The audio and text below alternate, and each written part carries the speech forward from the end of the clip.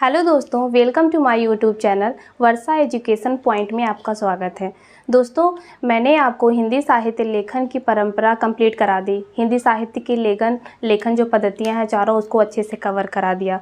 उस श्रृंखला को दोस्तों आगे बढ़ाते हैं हम लोग। आज से हम लोग बहुत ही इंटरेस्टेड चीज़ें पढ़ेंगे। पहले हम लोग जो है दोस्तों आदिकाल आज शुरुआत करते हैं कि आदिकाल का टाइम पीरियड कैसे हुआ, कैसे बना, फिर उसके बाद इसकी विशेषताएं क्या हैं। पहले दोस्तों कोई भी चीज़ पढ़ने से पहले हम लोग उसके बारे में अच्छे से विशेषताएं अगर पढ़ लेंगे तो हमारे दिमाग में अच्छे से फ्रेमिंग बन जाएगी उसकी।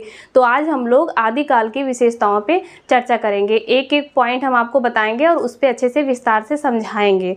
दोस्तों, मेरी क्लास में आपको अच्छे से समझ में आ रहा है या कोई डाउट है तो प्लीज़ कमेंट करिए, तो मुझे थोड़ा मोटिव मिलेगा कि हाँ आप लोगों को समझ में आ रहा है अच्छे से। जो भी प्रॉब्लम रहा करे दोस्तों आपको इस क्लास से संबंधित, आप मुझे कमेंट किया कीजिए, मैं उसका जवाब तुरंत दूंगी। दोस्तों आज हम लोग पढ़ने वाले हैं आदिकाल। बहुत ही सरल और सहज भाषा में बिल्कुल स्पष्ट तरीके से पढ़ेंगे दोस्तों। आदिकाल का दोस्तों टाइम पीरियड मैंने बताया था 1050 से लेकर 1375 विक्रम संवत। ठीक, रामचंद्र शुक्ल जी ने आदिकाल को वीरगाथा काल नाम दिया। हजारी प्रसाद द्विवेदी ने आदिकाल माना। और लेकिन दोस्तों हम सर्वमान की दृष्टि से आदिकाल ही इसको मतलब ज़्यादातर पढ़ते हैं, मानते हैं। ठीक है, अब आदिकाल का जो समय दोस्तों था वह राजा भोज के समय से लेकर हमीर देव के समय से कुछ पीछे माना जाता है। ठीक, मैं यहाँ लिख देती हूँ आपको। आदिकाल का जो समय निर्धारित हुआ था वह राजा भोज के समय से लेकर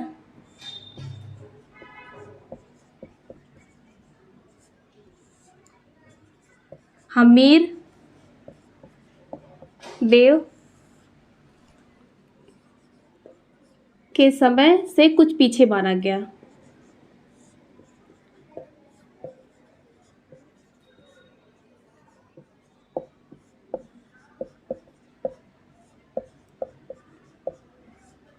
ठीक दोस्तों, अब ये राजा भोज का समय क्या था? राजा भोज का समय 1050 विक्रम संवत, फिर हमीर देव का समय 1375 विक्रम संवत माना गया। ठीक दोस्तों, अब हम लोग पढ़ते हैं आदिकाल की विशेषताएं। पहली जो विशेषता है दोस्तों आदिकाल की, वह है आश्रयदाताओं की प्रशंसा।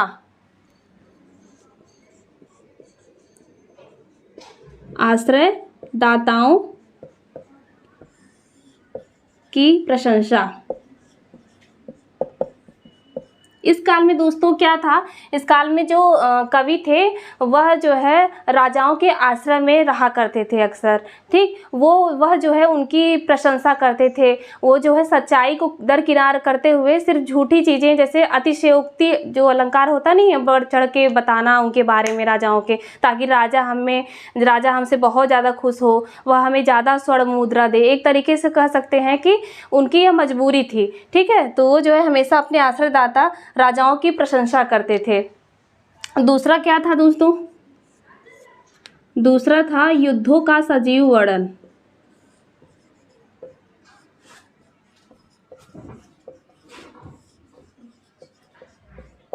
आदिकाल में दोस्तों जो कवि रहते थे वो अक्सर करके अपने राजाओं के यहाँ आश्रय लिया करते थे, उनके बारे में हमेशा रचना करते थे, अच्छी अच्छी चीज़ें बताते थे। तो राजा क्या थे, उनको शौक था जब भी वह युद्ध लड़ने जाते थे तो अपने साथ एक कवि लेके जाते थे। वह जो है उनकी शौर्य वीरता का वर्णन जो है सजीव वर्णन करता था। और अगर वो नहीं भी जाता था तो भी अपनी काल्पनिक दृष्टि से कुछ भी मतलब बढ़ा चढ़ा कर लिख दिया करता था, जिससे राजा बहुत ज़्यादा ही खुश होता था। ठीक, उनकी जो है इस प्रकार दोस्तों युद्धों का सजीव वर्णन जो है आपको अच्छे से समझ में आ गया होगा कि युद्धों का सजीव वर्णन क्या है। युद्धों का जो सजीव वर्णन है दोस्तों, जो राजा महाराजा रहते थे वह जब युद्ध लड़ने जाते थे तो अपने साथ कवियों को जो है जो उनके दरबारी कवि थे उसको लेके जाते थे, ताकि वह उनके युद्धों का सजीव वर्णन अपनी रचना में कर सके। और बढ़ा चढ़ा के भी अगर नहीं भी जाते थे कवि तो उनकी हमेशा विजय की ही को लेकर रचना करते थे। उनकी पराजित होने का जो है नहीं दिखाते थे, बढ़ चढ़ के एक तरीके से बताते थे। तीसरा दोस्तों क्या है? तीसरा है वीर एवं श्रृंगारिक रस। आदिकाल की तीसरी विशेषता है वीर एवं श्रृंगार रस। दोस्तों जब भी अक्सर युद्ध हुआ करता था पहले राजा महाराजाओं के बीच में, अक्सर देखें मतलब पढ़े भी होंगे आप कि अक्सर कोई न कोई राजकुमारी ही उसकी वजह रहती थी। तो अब जब उनकी वीरता का जब वर्णन होता था तो उसमें श्रृंगार रस तो आना अनिवार्य ही है। ठीक, अब चौथा हम क्या पढ़ेंगे? चौथा इनकी विशेषता है राजनीतिक एकता का अभाव रहता था।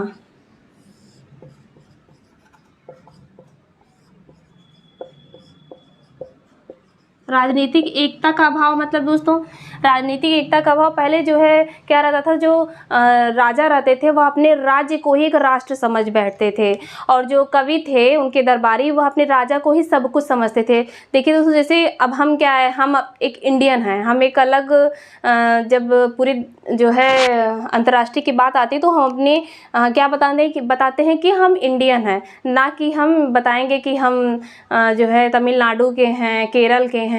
ठीक है, तो जो है पहले क्या रहता था दोस्तों, पहले राजनीतिक एकता का अभाव रहता था। मतलब कि राजाओं को ही कवि अपना सब कुछ मानते थे, और राजा जो है अपने राज्य को अपना एक राष्ट्र मानता था। अब पांचवा क्या है? ऐतिहासिकता का अभाव। इनकी विशेषता, आदिकाल की जो पांचवी विशेषता है वह है ऐतिहासिकता का अभाव।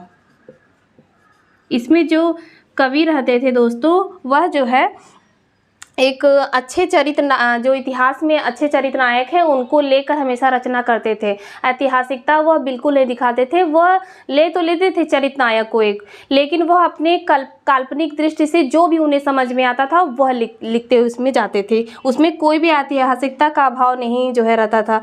अगर वह किसी युद्ध में हारे भी हुए रहते थे तो भी जो है उनके पराजय का वर्णन वो ना करके उनकी शौर्य वीरता का वर्णन करते थे। ठीक दोस्तों, इतना आपको क्लियर हो गया होगा कि आदिकाल की पहली विशेषता क्या मैंने बताया? आश्रयदाताओं की प्रशंसा। फिर युद्धों का सजीव वर्णन। तीसरा क्या बताया मैंने? वीर एवं श्रृंगार रस। चौथा राजनीतिक एकता का अभाव। फिर पांचवा बताया ऐतिहासिकता का अभाव। उम्मीद करते हैं दोस्तों इतना आपको क्लियर हो गया होगा।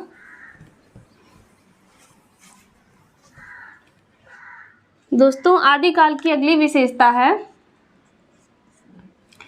आदिकाल की अगली विशेषता है, इसमें दोस्तों भाषा एवं छंदों की विविधता देखने को मिलती है।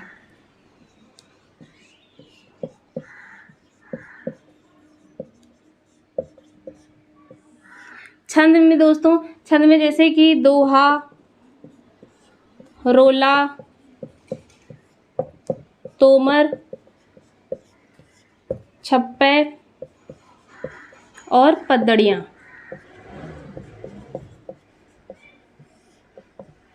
ठीक, आठवीं इनकी क्या विशेषता थी? आदिकाल की जो है बहुत ही इंपॉर्टेंट विशेषता आठवीं है दोस्तों, इसमें डिंगल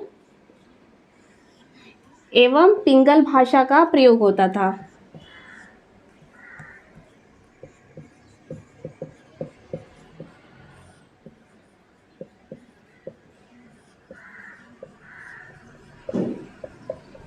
डिंगल भाषा दोस्तों, डिंगल भाषा ये अपभ्रंश और राजस्थानी मिश्रित भाषा है।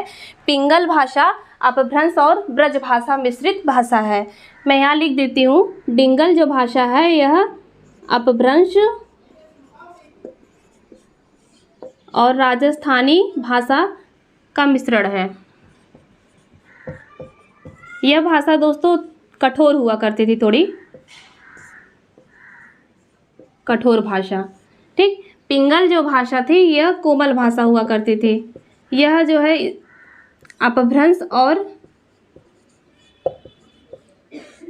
ब्रज भाषा मिश्रित है। ठीक, ये जो डिंगल भाषा है दोस्तों, आदिकाल में हम आगे पढ़ेंगे पृथ्वीराज रासो, यह जो इसमें डिंगल भाषा का प्रयोग किया गया है।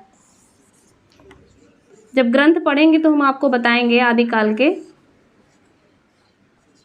पृथ्वीराज रासो और भी हैं। तो दोस्तों उम्मीद करते हैं आपको आदिकाल की विशेषताएं अच्छी से समझ में आ गई होंगी। ठीक है, फिर से मैं एक बार रिवीजन कर देती हूँ। आदिकाल का टाइम पीरियड है दोस्तों 1050 से 1300 विक्रम संवत। यह राजा भोज के समय से लेकर हम्मीर देव के समय से कुछ पीछे माना गया है। इसकी विशेषताएं हम आपको बता दिए थे। क्या थी पहले विशेषता? आश्रयदाताओं की जो है प्रशंसा का वर्णन था। ठीक है, दूसरा था युद्धों का सजीव वर्णन। फिर तीसरा था ऐतिहासिकता का अभाव। फिर राजनीतिक जो है एकता का अभाव था। फिर वीर एवं श्रृंगार रस का जो है इसमें वर्णन था। फिर भाषा में दोस्तों मैंने बताया आपको भाषा एवं छंदों की विविधता थी। फिर टिंगल एवं पिंगल भाषा का प्रयोग किया था। ये था दोस्तों आदिकाल की विशेषताएं। ठीक है दोस्तों, उम्मीद करते हैं आपको आदिकाल की विशेषताएं समझ में आई होंगी। अब दोस्तों हम आज की क्लास यहीं बंद करते हैं। कल हम लोग दोस्तों एक नए टॉपिक के साथ प्रस्तुत होंगे। तब तक के लिए धन्यवाद दोस्तों।